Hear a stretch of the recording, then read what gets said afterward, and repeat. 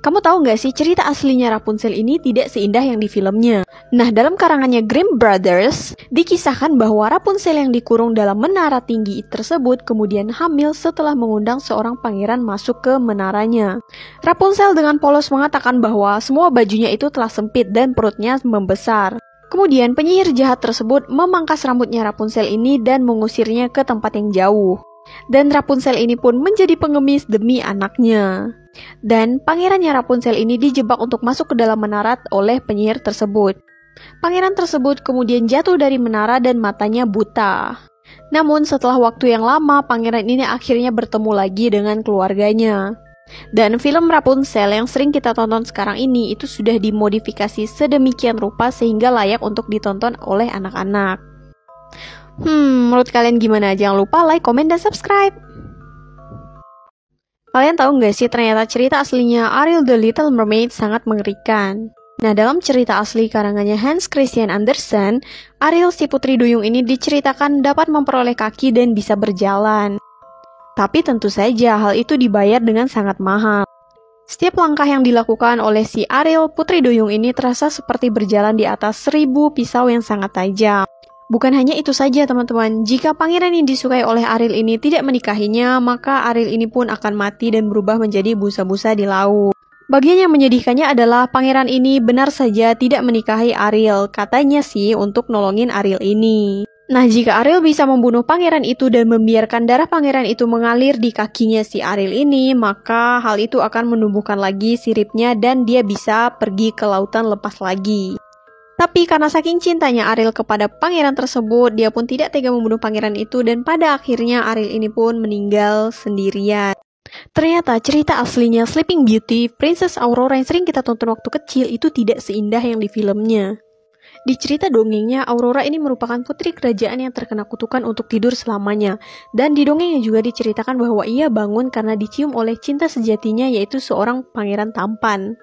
Namun cerita asli dari kisah ini cukup tragis, di mana diceritakan bahwa bukan pangeran melainkan raja yang sudah beristri yang meniduri Aurora hingga hamil saat tertidur. Dan Aurora pun melahirkan dalam keadaan tertidur. Dan saat anak-anaknya merasa lapar, salah satu dari anak-anaknya ini menghisap jarinya Aurora yang akhirnya jarum dari dalam jarinya itu keluar. Tragisnya lagi, istri sang raja tersebut pun berusaha untuk membunuh Aurora. Sang raja menghentikan istrinya dan dia pun membunuh istrinya agar bisa hidup bersama Aurora. Kamu tahu nggak sih kalau ending dari cerita aslinya Snow White ini tidak seperti video di atas? Nah, jadi ratu yang telah menyamar menjadi penyihir itu melarikan diri setelah memberi putri salju sebuah apel beracun. Dia pulang dan kembali ke istananya. Dan setelah beberapa tahun kemudian, dia pun mendapat undangan ke pernikahan seorang pangeran. Ratu jahat itu pun datang ke pernikahan pangeran karena cermin ajaib miliknya mengatakan bahwa pangeran itu menikah dengan wanita yang paling cantik di negeri tersebut. Ratu itu tidak terima jika ada wanita yang lebih cantik darinya, dan ratu pun datang ke pernikahan itu. Dan saat itulah dia mengetahui bahwa wanita yang dinikahi oleh pangeran itu adalah putri salju. Nah, beruntungnya pangeran ini langsung tahu nih kalau ratu ini adalah ratu jahat.